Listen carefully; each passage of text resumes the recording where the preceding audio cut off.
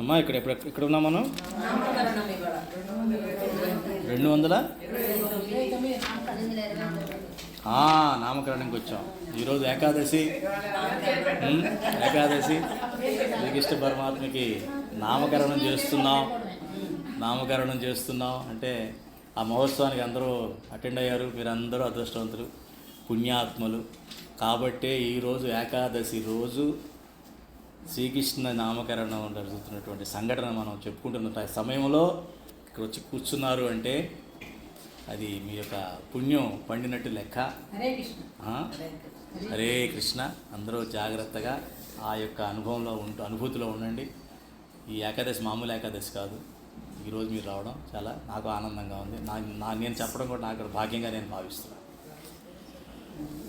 నందవ్రజములో పెరుగుతున్న దేవకీ రోహిణుల పుత్రులకు జాతక నామకరణాది కర్మలను చేసి రమ్మని వసుదేవుడు తన కులగురువైన గర్గుని నందుని వద్దకు పంపించాడు. వారి కులగురువు గర్గుడు అనమాట. వసుదేవుడు ఏం చేశాడంటే ఈ గర్గుడు అనేటువంటి గురువు గారిని నందగ్రామానికి పంపించి నామకరణం చేయి, జాతకర్మలన్నీ కూడా చేయమని చెప్పాడనమాట. మహాప్రజ్ఞాశాలి అయిన గర్గుని రాకకు నందుడు సంతసించి ఇలా అన్నాడు, గురువర్య, మీరు భవిష్యత్తును చదవగల దైవజ్ఞులు కదా. ఈ ఇద్దరి బాలురు జాతకాలు నామకరణాలు జరిపించవలసిన కోరుతున్నాను. వేడుకలకు ఏర్పాట్లు చేయిస్తాను అంటే అప్పుడు ఆయన పిలిచి, నాయన నందరాజు ఇటు రాయన, బాగుంది, నీ ఉత్సాహానికి అర్థం ఉంది, కరెక్టే, మంచిదే, సహజమే. అది ఇద్దరు కొడుకులకి నువ్వు నామకరణం చేయించడం ఒకేసారి అన్నది చాలా ఆనందకరమైన విషయం. అతిశయమైన ఆనందం ఉంటుంది, కాదంటలేదు, కానీ దాన్ని అదుపులో పెట్టుకో.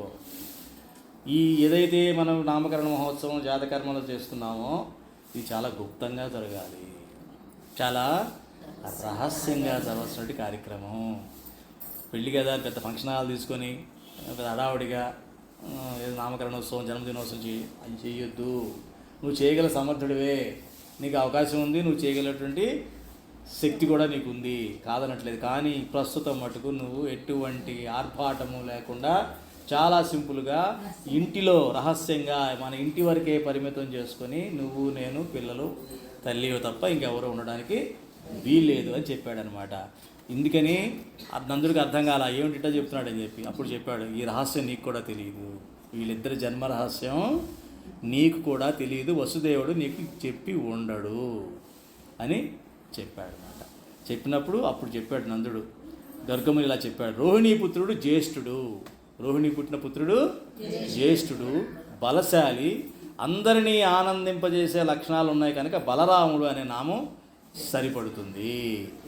రామ అంటే అర్థం తెలుసు కదా, అందరినీ ఆనందపరిచేవాడు, రమించేవాడు, అంటే అందరినీ ఆనందింపజేసేవాడే రాముడు. అంటే ఆత్మ అన్నమాట. అది రామ అంటే ఆత్మని ఒక్కటే ఆనందంగా ఉంటుంది, మిగతాది ఏది ఆనందంగా ఉండే అవకాశం లేదు. కాబట్టి శౌర్యం బలం కూడా ఉన్నాడు కాబట్టి బల రాముడు అని సరిపడుతుంది. మొదట దేవకీదేవి గర్భాన ఉండి బయటకు తీసుకొని రాబడి రోహిణీ గర్భంలో ఉంచబడినందున సంకర్షణుడు అనే పేరు కూడా ఆయనకి కుదురుతుందని అది కూడా ఆ పేరు కూడా పెట్టాడు. ఎవరికి? బలరాముడికి. సంకర్షణుడు అన్నా కూడా బలరాముడు అన్నా ఒకళ్ళే. ఈ చిన్నవాడు చూస్తే వీడు విభిన్న వర్ణాల్లో శరీరాన్ని ధరించిన ఈ జన్మలో నల్లల వర్ణంతో జన్మించాడు. చూడండి, ఈయన గురించి చెప్పేటప్పటికి అన్ని జన్మలో చెప్పేస్తున్నాడు. వీడు ఒక రంగు అనేది ఉండదు, ఒక్కో జన్మలో ఒక రంగులో పుడుతూ ఉంటాడు, ఈ జన్మలో నల్లగా పుట్టాడు అని చెప్తాడు. ఎవరి గురించి? రెండో వాడి గురించి తరుగుతుందా? ఎన్ని జన్మలు చెప్పుకున్నా జరగదు శ్రీకృష్ణుడి గురించి.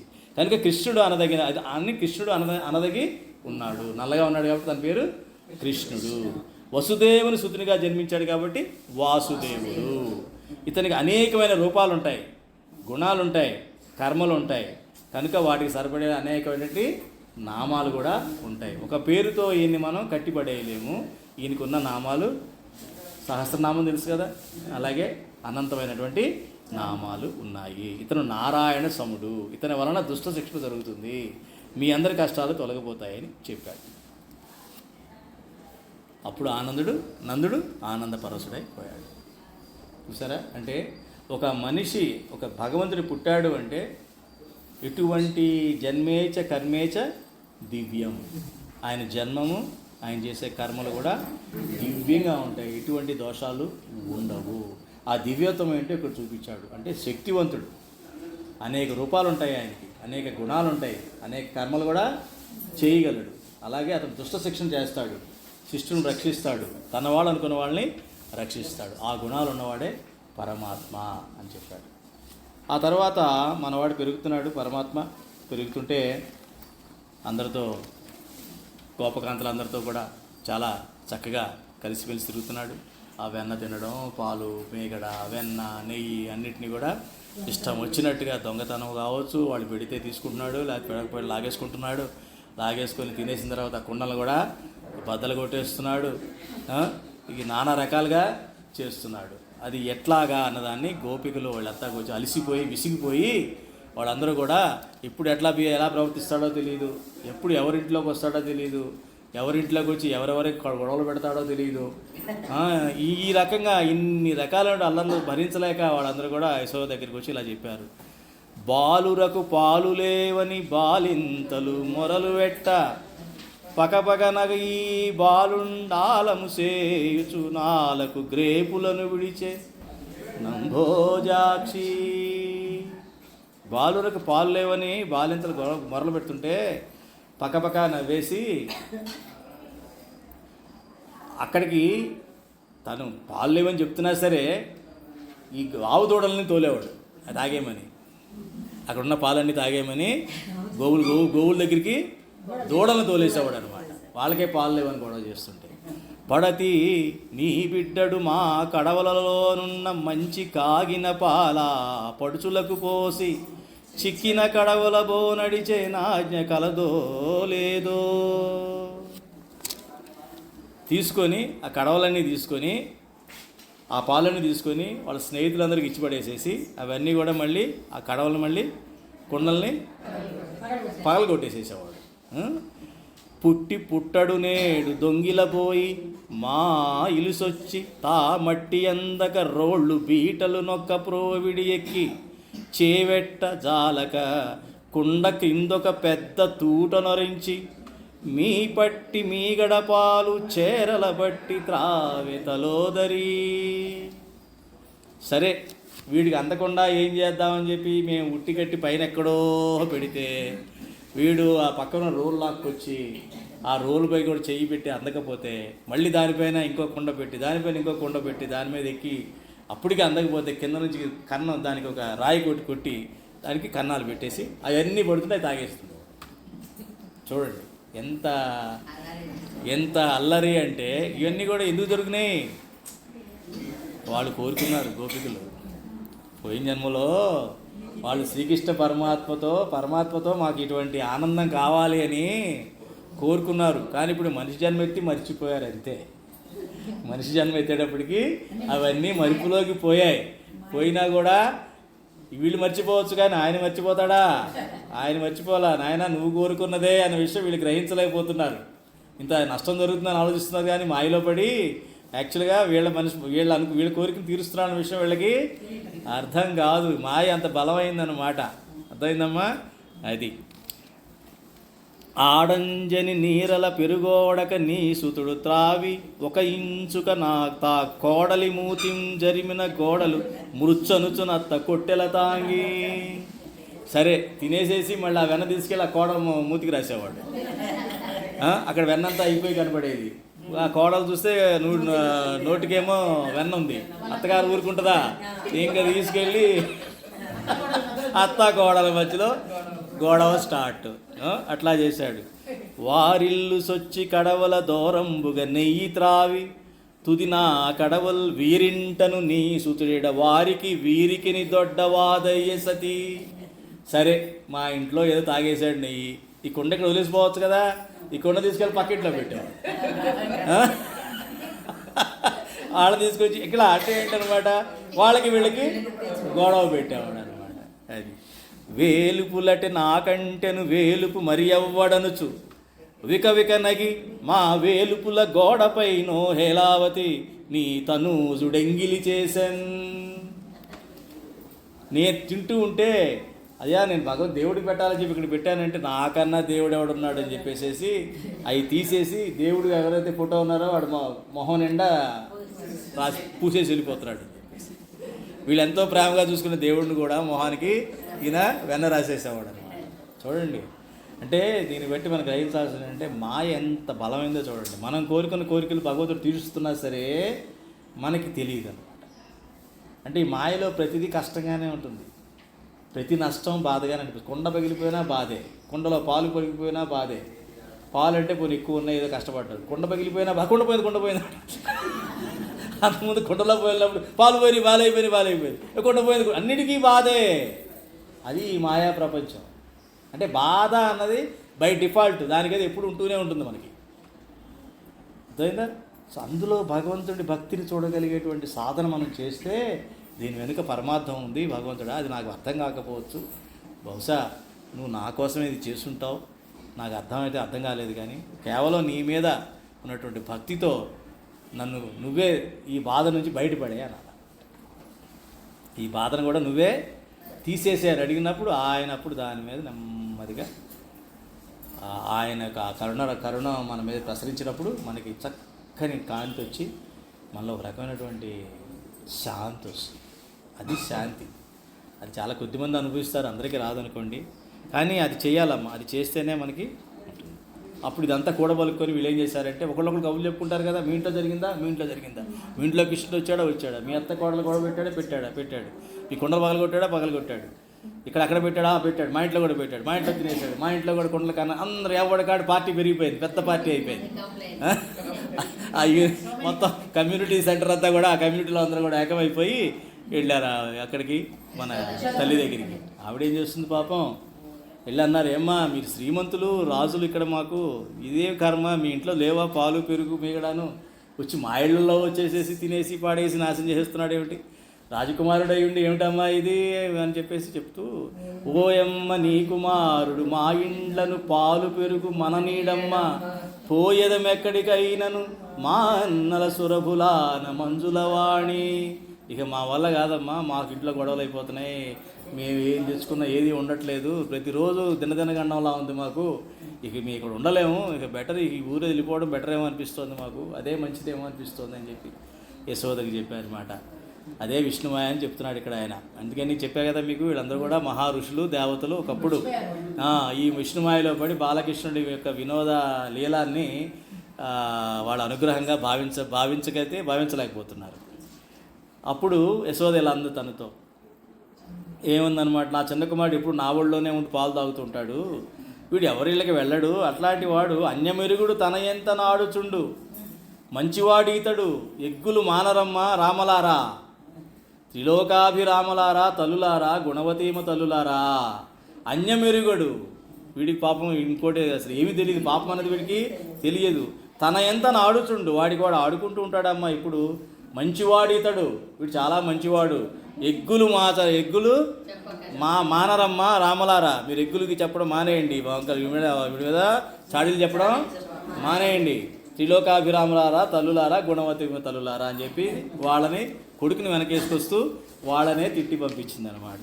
అప్పుడు కృష్ణుడు అన్నాడు అనమాట, కాంతలు తల్లితో తన వికారములెల్ల గణింప, భీతుడై శాంతుని సొంపునన్ పరమసాధుని పెంపున కోలమాడికి, విభ్రాంతుని కైనడిన్ జడుని భంగి కుమారకుడూరకుండే, నేనింతయులేక తల్లి కుచవేదిక నౌదల మోపి ఆడుచున్.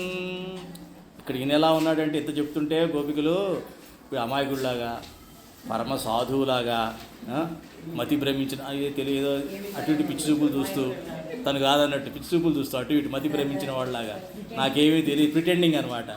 అలాగే జడుల్లాగా, అంటే ఇలా అంటే బిక్కమహేష్ చూస్తారు సార్, తను కాదన్నట్టుగా జడుడు అంటే ఏంటి, ఎటువంటి పని చేయడు, అలా తీసుకుంటూ నిలబడి ఉంటాడు అనమాట జడుడు. జడులాగా బాలకుడు ఏమీ చెల్లించకుండా తల్లి ఒళ్ళో కూర్చున్నాడు. ఏం చెప్తుంది తల్లి? ఇంకా తల్లి ఎవరన్నా పిల్లవాడిని ఆ పరిస్థితిలో చూస్తే ఏదన్నా అనగలదా? అనలేదు. అట్లాగా అనుకుంటుండగా ఒకసారి కృష్ణుడు వెన్న తింటూ దొరికాడు. ఎక్కడ?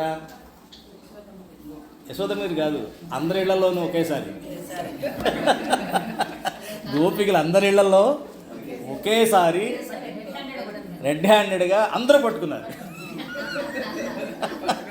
అందరూ పట్టుకొని ఎవరి కృష్ణుడిని వాళ్ళు తీసుకు లాక్కొస్తున్నారు. అమ్మయ్య దొరికావరా నువ్వు, మా ఇంట్లో దొరికావని చెప్పి అందరూ లాక్కొస్తే రోడ్డు మీదకి వస్తే అందరూ ప్రతివాడి చేతిలోనూ కృష్ణుడు ఉన్నాడు. ఏంటి ఇంతమంది కృష్ణుడు ఉన్నారు ఏమిటి అని చెప్పి యశోద దగ్గరికి వెళ్తే, చూసావమ్మా మా ఇంట్లో ఇలాగా చేశాడని చెప్పినప్పటికి లోపల నుంచి వచ్చాడు అసలు కృష్ణుడు తల్లి దగ్గరికి. వాడు అసలు ఎక్కడికి వెళ్ళాడు, వాడు ఇక్కడే ఉన్నాడు నా ముందే. ఇప్పుడు ఇద్దరు వాడికి ఇప్పుడు భోజనం పెట్టాను, మీరందరూ అబద్ధాలు ఆడుతున్నారని వాళ్ళకి ఏం చేయాలో అర్థం కాక తెల్లమావ వేసుకొని వెళ్ళిపోయారు. చూసారా ఎంత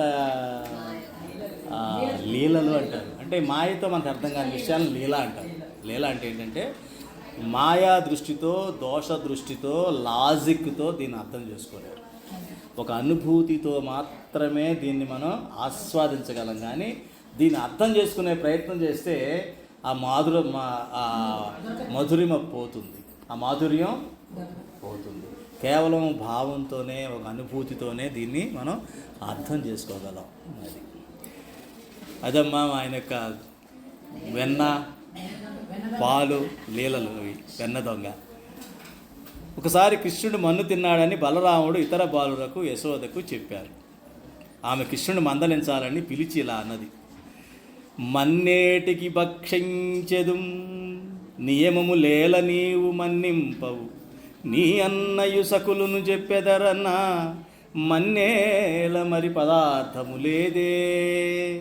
ఇదేమిట్రా మన్నెందుకు తింటావురా, నీకు నియమం నిష్టం లేవా, ఏది తినాలో ఏది తినకూడదో అది కూడా లేదా నీకు? మన్ని ఎవరైనా తింటారా? నీకు నియమాలు అనేవి ఏమి లేవా? అవే నియమాలు ఉన్నా వాటిని పట్టించుకోవా? నీ అన్న చెప్పాడు, నీ ఫ్రెండ్స్ కూడా చెప్పారు నాకు, ఇప్పుడు మన్నెందుకు తింటావు, ఇంకే పదార్థం లేదా అని అడిగింది వాళ్ళ అమ్మ. అలా అడిగిన తల్లితో బాలకృష్ణ ఇలా బదులు చెప్పాడు, అమ్మా మన్ను తినంగనే శిశువునో యాకుంటినో వెర్రినో నమ్మం చూడకు వీరి మాటలు మదిన్నీవు కొట్టంగా నీరిమ్మాడికి ఘటించి చెప్పెదరు కాదేదిన్ మదీయాస్య గంధం ఆఘ్రాణము చేసి నా వచనము తప్పైన దండింపవే. అమ్మ వీళ్ళని కొట్టించాలని నీకు అబద్ధం చెప్తున్నారు. నిజంగా నేను మన్ను తిన్నట్లయితే నా నోరు వాసన చూడు, అప్పుడు నిజంగా నీకు మన్ను వాసన వచ్చినట్లయితే నన్ను దండించు అని చాలా సిన్సియర్గా, చాలా బుద్ధిమంతుడైన బాలకుడిలాగా, రాముడు మంచివాడులాగా, కృష్ణుడు మంచివాడులాగా చెప్తున్నాడు. నేను చంటి పిల్లాడినా లేదా ఆకలిసి తింటాను అనుకున్నావు, నాకు ఇది వెర్రా అని అన్నాడు అనమాట.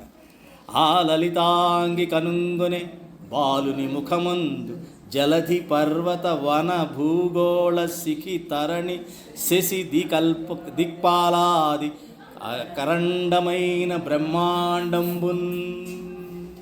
మొత్తం బ్రహ్మాండం కనిపించింది ఆయన నోటిలో. ఏమిటి దిక్పాలకులు కనిపిస్తున్నారు, శశి తరణి శిఖి భూగోళం వనాలు జలధి సముద్రాలు పర్వతాలు ఎన్ని కనిపిస్తున్నాయి. అప్పుడు అవన్నీ చూసి కలయో వైష్ణవమాయయో ఇతర సంకల్పార్థమో సత్యమో తలపన్నేరక ఉన్నదాననో యశోదాదేవిగానో పరస్థలమో బాలకుడెంత ఈతని ముఖస్తంభై యజాండంబు ప్రజ్వలమై ఉండుటకేమి హేతువో మహాశ్చర్యంబు చింతింపగన్. ఎంత ఆశ్చర్యంగా ఉంది ఆలోచిస్తే. ఇది కళ, విష్ణుమాయ, ఏమిటి సత్యమా అబద్ధమా నిజమా? నా ఆలోచనలో ఏమైనా తేడా ఉందా? నా మతి ఏమైనా భ్రమించిందా? అది నేను యశోదాదేవిని కాదా? ఆ డౌట్ కూడా వచ్చేసింది. అసలు నేను యశోదాదేవినేనా నేను కాదా? గిచ్చుకొని చూసుకుంటాను సరే, గిల్లి చూసుకోమంటాను. అలాగే నేను యశోదాదేవినేనా కానా? లేకపోతే నేను ఎక్కడున్నాను? లేకపోతే ఈ బాలకుడు ఏంటి, ఈ పిల్లాడేంటి, ఈ పిల్లాడి ముఖంలో నాకు బ్రహ్మానందం కనిపించడం ఏంటి అని చెప్పేసి ఒక్కసారిగా సంబరమైనటువంటి ఆశ్చర్యాలతో ఆవిడ ఉండిపోయిందనమాట. బాలమాతృడగు సలీలుని ముఖమందు విశ్వమెల్ల నిట్లు వెలసియుండు బాలుభంగినితడు భాసిల్లు గాని సర్వాత్ముడాది విష్ణుడౌట నిజము. ఇది కేవలం సర్వాత్ముడైన విష్ణుడు వలనే సాధ్యం తప్ప మామూలు చిన్న పిల్లలు మామూలు బాలుడైతే కాదు అని ఇప్పుడు కొంచెం తేరుకొని అనుకుందనమాట, ఈయన విష్ణు రూపమే అని చెప్పేసేసి. ఏ మహాత్ము వలన నీ విశ్వరూపంబు కానబడిన బుద్ధి కంపమై నా మహాత్ము విష్ణు నఖిల లోకాధారు నార్తులెల్ల బాయనాశ్రయింతు.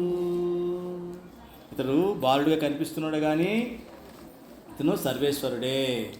ఏ మహాత్ముని వలన ఈ విశ్వరూప దర్శనమయ్యి బుద్ధి ఆనంద సంభ్రమాలతో కంపించిందో అఖిల లోకాధారుడైన ఆ మహాత్ముని విష్ణుమూర్తిని నా భవబంధ విముక్తికై ఆశ్రయిస్తున్నాను.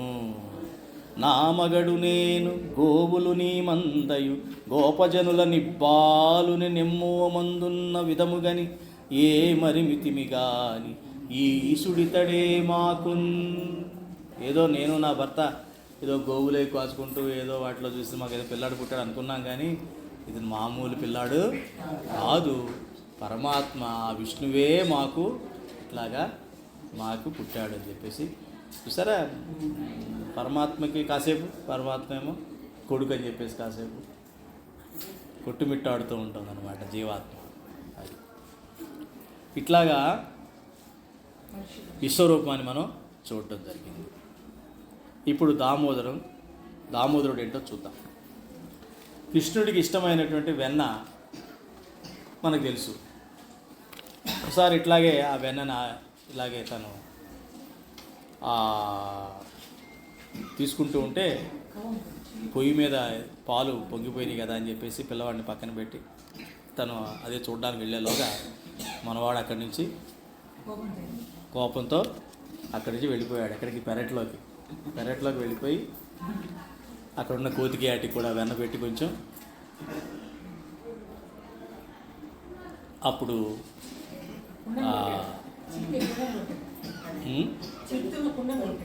ఇవన్నీ జరుగుతుంటాయి. కుండను కొట్టడం, తన కర్ర తీసుకొని చేయడం, ఇవన్నీ చేస్తుంటే ఇంకా లాభం లేదని చెప్పేసి ఆ యశోద చూసింది వీడేమిటి పిచ్చి పిచ్చి పనులు చేస్తున్నాడు, ఆ వెన్న తీసుకొచ్చి కోతులకి కుక్కలకి ఆటికి రాసేస్తున్నాడు, బయట నాటి పెడుతున్నాడు, ఇక లాభం లేదు, ఇంకా దండించాల్సిందే వీడిని, అంతే కదా. దండంతోనే కొన్ని సర్దుకుంటాయనే ఉద్దేశంతో అనుకుంటున్నాను అనుకొని చిన్న కర్ర పట్టుకొని బయలుదేరింది. బాలుడి తండని భావింతునందున ఏ పెద్దలను నేరరీ క్రమంబు వెరపెరుగుంటకై వెరపింతునందున కలిగి లేకొక్కడుగాని లేడు నెరపుతో నా బుద్ధి వినిసింతునందున తను దానయై బుద్ధి తప్పకుండు నుండెరుంగక ఇంట మండెడినందున చొచ్చి చూడనిదొక్క చోటు లేదు. అంటే ఏ తప్పు చేయనట్టుగా ఉంటాడు. ఇంట్లోనే ఉండమని చెప్తే ఇంట్లో కూడా అన్ని నాశనం చేసేస్తాడు. కొన్ని బయటికి వెళ్ళకుండా పెడదాం ఇంట్లో అంటే ఇంట్లో ఏ వస్తువు ఎక్కడ కూడా ఉన్న చోట ఉండదు. ఇంట్లోనూ గందరగోళమే, బయటికి వెళ్ళినా గందరగోళమే. ఈ నేను పోని ముద్దు చేద్దామా అనుకుంటే ఆ ముద్దు చేస్తే ఇంకా ఇదవుతుంది. మరి వీడిని ఎలా దండించాలి అని అనుకొని ఏం చేసిందంటే తను కర్ర పట్టుకొని బయలుదేరింది. తన్ను నెవరైన తలపోయ బారెడు నోజలేదు భీతి ఒకటెరుంగడెలమి మారకుండ డెక సఖ్యములవాడు పట్టి శాస్తి చేయు భంగి ఎట్లు. అప్పుడు పట్టుకొని బెత్తం పుచ్చుకొని కృష్ణుడి దగ్గరికి వచ్చింది. వచ్చేటప్పటికి కట్టేయాలనుకుంది. నెమ్మదిగా పట్టుకొని వాడి చెవులు చేసి చేతులు పట్టుకొని నెమ్మదిగా కట్టేద్దాం అటు కదలకుండా అని చెప్పి, వీరెవ్వరు శ్రీకృష్ణులు గారా ఎన్నడును వెన్న కానరట కదా, చోరత్వము బించుకయును నేరరట ధరిత్రినిట్టి నియతులు కలరే. వీరు కృష్ణుడు కాదా, మీరు అసలు ఎప్పుడు వెన్న తినరంట కదా, ఎక్కడ దొంగిలించరంట కదా అని చెప్పేసి కొడుకుని అంటే కొడుకుని వెక్కిరిస్తూ నీలా అసలు నీలాంటి వాళ్ళు ఈ భూమి ప్రపంచం మీద లేరంట కదా, నీలాంటి బుద్ధిమంతులు, నియతులు అంటే బుద్ధిమంతులు, ఇలాంటి బుద్ధిమంతులు అసలు ఈ భూమి మీద ఎక్కడా లేడంట కదా అని చెప్పేసేసి నెమ్మదిగా వెళ్ళి పట్టిన పట్టు పడని నిన్ను పట్టెద మనిచలము గురిన పట్టుట పెట్టే పట్టువడవండ్రు పట్టి పట్టుకొన నాకుగాక పరులకు వశమే. అది అంటే తల్లి నేను నాకు మాత్రమే నేను పట్టుకోవడం సాధ్యము, కానీ తల్లికి లొంగుతాడా? భక్తురాలు కాబట్టి లొంగాడు. భక్తురాలు కూడా తల్లి అయింది కాబట్టి లొంగిపోయాడు అనమాట. అంటే ఆ లొంగడంలో కూడా కొంచెం తన యొక్క మహిమను చూపించాడు. సరే అని తను కవం ఉన్నటువంటి తాడు ఉంటుంది కదా, ఆ తాడుతో కట్టేద్దామని తీసుకొచ్చింది. కడితే 2 అంగుళాలు తక్కువ వస్తాడు. ఇంత ఉన్నాడు బుడ్డాడు, వాడు చూస్తే వాడు కడుతుంటే మళ్ళీ సరిపోట్ల, మళ్ళీ ఇంకా తాడు తెచ్చింది, మళ్ళీ కట్టింది. ఇప్పుడు ఆ 2 అంగుళాలే మిగిలిపోతూ ఉంది. పక్కన అందరికీ గోపికలందరూ అలా చూస్తూ ఉన్నారు ఆ చోద్యాన్ని. ఏమిటిది ఇట్లా జరుగుతుంది, ఇంత కష్టపడుతుంది, కట్టడానికి ట్రై చేసింది, కడుతున్నా లేదు చూద్దామని. వాళ్ళకి కోపంగా ఉంది కదా వీడి మీద, వీటిని కట్టితే చూద్దామని లోపల ఆనందపడదామని వాళ్ళు. ఈ పోనీ ఇన్నాళ్ళకి మనం చెప్పిన మాట వాళ్ళ అమ్మ వినలేదు, ఇప్పుడన్నా వింటుంది. తిక్క కుదిరింది వీడికి, వాళ్ళ అమ్మ కట్టేస్తుంది, చూడాలి, చాలా ఈ సీన్ చాలా బాగుంది, ఇది అందరూ ఆ బాధంతా పోతుంది మనకి వీడిని కట్టేయడం చూస్తే అని చెప్పి అందరూ నిలబడి చూస్తున్నారు. ఈవిడ కట్టలేకపోతుంది, అదొక బాధ. అందరూ చూస్తున్నారు, నా కొడుకుని కట్టలేకపోతున్నారు అనేటువంటి వీడికి ఉక్రోషం ఉంటుంది, ఈవిడికి ఆ బాధ ఉక్రోషం ఉంటుంది, ఆ బాధ ఉంటుంది. లేదు ఇంట్లో ఏదో కట్టేసి అది వేరే విషయం. పెద్ద రోడ్డు మీదకి వచ్చేసేసింది, తాడుతో కట్టేద్దామని చూస్తుంది, అందరూ చూస్తున్నారు, వీడేమో దొంగట్లేదు, దొరకట్లేదు. చూసారా ఆ సీన్ ఎంత బాగుందో. పరమాత్మ నవ్వుతున్నాడు, అదే ఆయన చూడండి ఇప్పుడు ఎట్లా నవ్వుతుంటాడు ఆయన. అది పరమాత్మలో ఆ నవ్వును చూడగలగాలి మనం ఈ యొక్క సంఘటన తర్వాత. అప్పుడు చివరికి వాళ్ళమ్మ అలసిపోయి జుట్టంతా ఊడిపోతుంది, అంటే జారిపోతుంది, చీర అది అంతా కూడా జారిపోతున్నాయి, అంటే అలసిపోయి చెమటలు పట్టేసింది. ఇంకా ఆవిడ నా వల్ల కాదు అన్న పరిస్థితికి వచ్చేసింది, వచ్చి అలసిపోయింది. ఆ టైంలో ఆయన లొంగి అది కట్టించుకున్నాడు. కాబట్టి అలా కట్టించబడ్డాడు కాబట్టి దామోదరుడు అని పేరు వచ్చింది.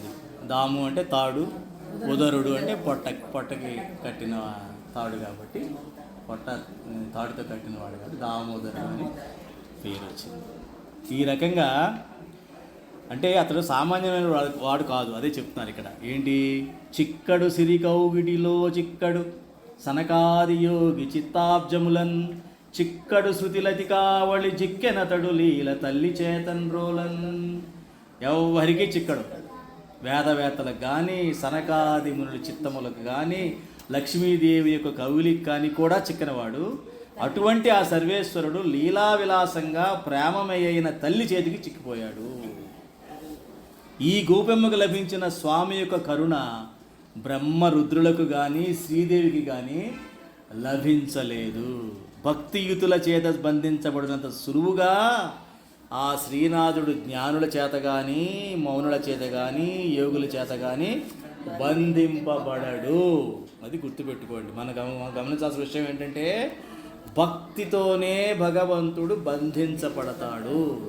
దీనికి సంబంధించిన ఎన్నో కథలు మనకు తెలుసు. అంబరీషుడి దగ్గర నుంచి చాలా కథలు మనకు తెలుసు. ఎవరు ప్రహ్లాదుడు కానీ కుచేలుడు కానీ ఏ భక్తుడిని తీసుకోండి, భక్తుడు ఒక్కడికే భగవంతుడు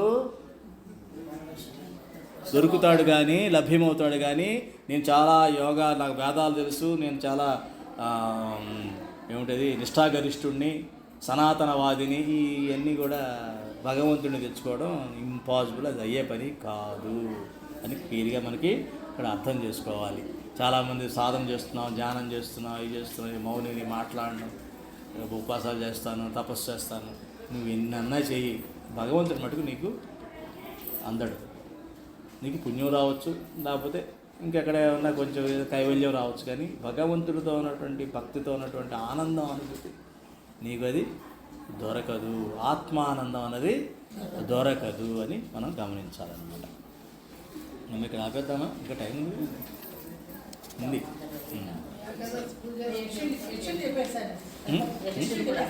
యక్షులు చెప్పేసాయి, కరెక్ట్. ఏమా ఇప్పుడు ఆ రోలు కట్టిన దాన్ని తీసుకొని అలా కట్టేసినా కూడా ఇప్పుడు ఏమైంది, ఆయన పొట్టకి రోలు కట్టేసింది. చూడండి లీల, భగవంతుడు లీల ఎలా ఉంటుందో. ప్రతిదాని వెనకాల ఒక కారణం ఉంటుంది. కారణం లేకుండా అంటే మనకి మన దాంట్లో కూడా కారణాలు ఉంటాయి, కానీ మనకు తెలియదు. భగవంతుడు చేసిన దాన్ని బట్టే మనకు నడుస్తుంటుంది జీవితం, కానీ మనకు తెలియదు కారణం. దీని వెనకాల భగవంతుడి కారణం ఏంటని మనకు తెలియదు, కానీ భగవంతుడికి తెలుసు. ఆయన ఏం చేశాడు, రోలు కడితే రోలు ఆగుతుందా అని బ్రహ్మాండాలు నోట్లో కనిపించిన వాడికి, ఆయన నోట్లో కనిపించిన వాడికి చిన్న రోలు ఏపాటిది, లక్క పెడతాయి అంటారే మీరు, చిన్న నక్క పెడతాయి బొమ్మలు ఉంటాయి, ఆ బొమ్మలు లాంటిది అది. దాన్ని కూడా లాక్కుంటూ వెళ్ళిపోతుంటే అక్కడ 2 పెద్ద వృక్షాలు ఉంటే, మధ్య వృక్షాలు, ఆ మధ్య వృక్షాల మధ్యలోంచి వెళ్తున్నాడు. వెళ్ళేటప్పటికి ఆ రోలు వచ్చి దాన్ని తగులుకొని ఆ చెట్లు రెండు కూడా పడిపోయినాయి. అందులోంచి ఇద్దరు యక్షులు వాళ్ళ యొక్క అవతారం సాలించి వాళ్ళు శాపవశాత్తు వాళ్ళు ఒక 1000 సంవత్సరాలు ఆ మధ్య చెట్లుగా ఉన్నారనమాట. వాళ్ళు యాక్చువల్గా గంధర్వులు. మన ఎవరు కుబేరుడి కొడుకు, కుబేరుడికి ఇద్దరు కొడుకులు వీళ్ళిద్దరు కూడా. ఆ కుబేరుడి కొడుకులు అని చెప్పేసేటువంటి విర్రవీగిపోయి కుబేరుడు మా నాన్న అని చెప్పేసేసి అన్ని రకాలైనటువంటి పిచ్చి పిచ్చి పనులన్నీ చేస్తే ఒకసారి నారదుడికి కూడా ఎదురుపడినప్పుడు నారదుడిని గౌరవించకుండా ఆయన కూడా అపహాస్యం చేసి ఆయన ఇచ్చేస్తే ఆయన శపిస్తాడనమాట. మీలో మీ యొక్క ఈ ధన మదం కానీ ఆ మదం ఈ మదంతో వచ్చే ప్రాబ్లమ్స్ ఇవన్నీ కూడా ధనం కావచ్చు, పదవి కావచ్చు, ఇలా ఏదన్నా కావచ్చు, మదం చదువు కావచ్చు, విద్య కావచ్చు, ఏదైనా మదం రావడానికి ఎంతసేపు నిమిషాలు వచ్చేస్తుంది. అంటే పొగరు మదం ఇవన్నీ ఆ మదం ఎక్కువైపోయింది మీకు. కాబట్టి మీరు ఏమీ అనుభవించలేని స్థితిలో వృక్షాలుగా ఒక 1000 ఏళ్ల పాటు పడి ఉండని చెప్పేసి శపించాడు. శపించగానే సత్పురుషుల కోపం త్వరగా పోతుందమ్మా, అదే అసురుల కోపం పోదు. సత్పురుషుల కోపం సత్యాగ్రహం, దానికి ఒక పద్ధతి ఉంటుంది, దానివల్ల మేలే జరుగుతుంది. ఇప్పుడు వాళ్ళు కాళ్ళ మీద పడి స్వామి తప్పు అయిపోయింది, పొరపాటు అయిపోయిందంటే వెంటనే వాళ్ళు పరిష్కారం చెప్తారన్నమాట. అప్పుడు శ్రీకృష్ణ పరమాత్మ జన్మ వస్తుంది, అప్పుడు ఆయన ద్వారా మీకు ఈ ముక్తి వస్తుంది అని చెప్పడం జరిగింది. చూసారా, అంత ఉంటుందన్నమాట. కాబట్టి మనం మదానికి ఆపోజిట్ దమం అన్నమాట. దమము అంటే ఏం చెప్పాను నేను? దమము శమము అంటే మానసికమైనటువంటి కంట్రోల్, మానసికంగా మనం అంటే ఇంద్రియాలని కంట్రోల్ చేయడం. దమము అంటే శారీరకంగా రుచి కానీ ఇవన్నీ కూడా అసత్యము, అహింస, సత్యం చెప్పడం, అహింస, ఇవన్నీ కూడా దమము అన్నమాట. మదము అంటే ఇవన్నీ చేయకుండా ఉండడం, హింస చేయడం, అబద్ధాలు ఆడడం, ఇక నానా రకాలుగా అవన్నీ దమము అంటే మదం అన్నమాట. మదం అంటే వాడికి తన కోసం ఏదన్నా చేస్తాడు. ఆల్రెడీ ఇప్పుడు భగవంతుడు నాకేదో ఐశ్వర్యం ఇచ్చాడు కదా అని చెప్పి తగ్గి ఉండడు. భగవంతుడు ఏదో జన్మలో చేసిన పుణ్యం కొద్దీ నాకు ఈ జన్మలో నాకు ఏదో కొంచెం ఐశ్వర్యం ఇచ్చాడు. భగవంతుడు ఇచ్చాడు కదా అని అనుకోడు. నా స్వయం శక్తితో నేను సంపాదించుకున్నాను, ఇది నా గొప్పతనం, నేనే గొప్పవాడిని అసురుడిగా మారిపోతాడు వీడు. అట్లా కాకుండా ఏదో పూర్వజన్మ సుకృతం వల్ల భగవంతుడు నాకు ఇది ఇచ్చాడు కాబట్టి దీన్ని నేను సద్వినియోగం చేయాలి, కృతజ్ఞుడై ఉండి నేను మంచిగా ఉంటూ ఉండాలని అనుకోడు. అదే భక్తుడైతే ఏమనుకుంటాడంటే, అందుకే వాళ్ళు అసురుల కింద మారిపోతారు. ఈ భక్తుడు అనేవాడు ఏం చేస్తాడంటే, భగవంతుడి దయ వలన నాకు అన్నీ ఆయన చూసుకుంటున్నాడు, నా జీవితంలో అన్నీ ఆయన పరమాత్మ చూసుకుంటున్నాడు కాబట్టి నేను కృతజ్ఞతాభావంతో ఉండాలి. కృతజ్ఞతాభావంతో ఉంటూ భగవంతుడి మార్గాన్నే అనుసరించాలి. ఇందాక ఏదైతే మనం దైవీ గుణాలని చెప్పుకున్నామో లిస్టు రాసుకున్నారు కదా, ఆ లిస్టులో నేను ఉండాలి. ఎందుకంటే ఆ లిస్టులో నేను ఉన్నప్పుడే భగవంతుడు నాతో ఉంటాడు. భగవంతుడు ఎప్పుడైతే నాతోనే ఉంటాడో అప్పుడు మాత్రమే నాకు శాంతి ఉంటుంది. అందుకే శాంతము లేక సౌఖ్యము లేదు. కానీ మన వాళ్ళు మాయలో ఉన్న వాళ్ళందరూ ఏమంటారు, సౌఖ్యం ఉంటే చాలు శాంతం అదే వస్తు రాదు. సౌఖ్యం ఉంటే చాలు శాంతం వస్తుంది, ఎప్పటికీ రాదు. నీ వయసు అయిపోతూ ఉంటుంది, అన్నీ అయిపోతుంటాయి, కానీ శాంతం అన్నది రాదు. ఎందుకు రాదు అర్థం కాదు. దానికి కారణం ఇది.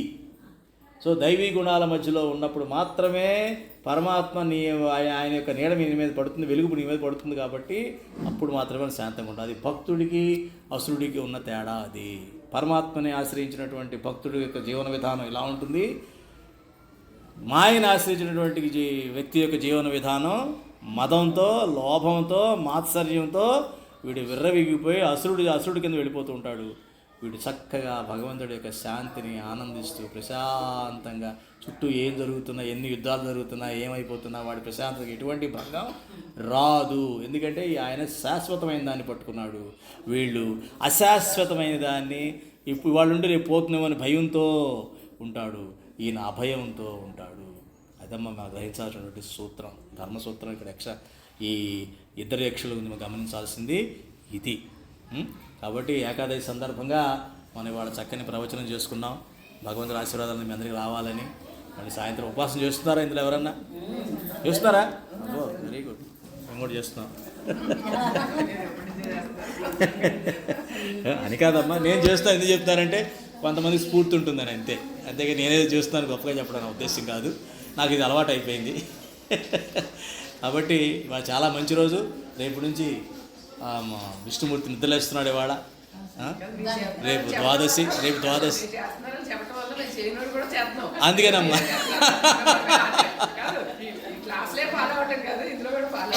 చాలా సంతోషం ఈ మాట అన్నందుకు. ఏకాదశి రోజు ఆ మాట అన్నారు. మీ జీవితంలో మంచి వెలుగు వస్తుంది. ప్రతి ఏకాదశి చేయండి. ఈ రోజు తీసుకున్న నిర్ణయం, మీరు చెప్పిన భావం, ఇవన్నీ కూడా చాలా ప్రశస్తమైనవి, మామూలు విషయాలు కాదు ఇవి. నేను చెప్తే ఫాలో అవ్వాలమ్మా. ఫాలో అవ్వడం కోసమే నేను పంచకట్టులోకి వెళ్ళలేదు.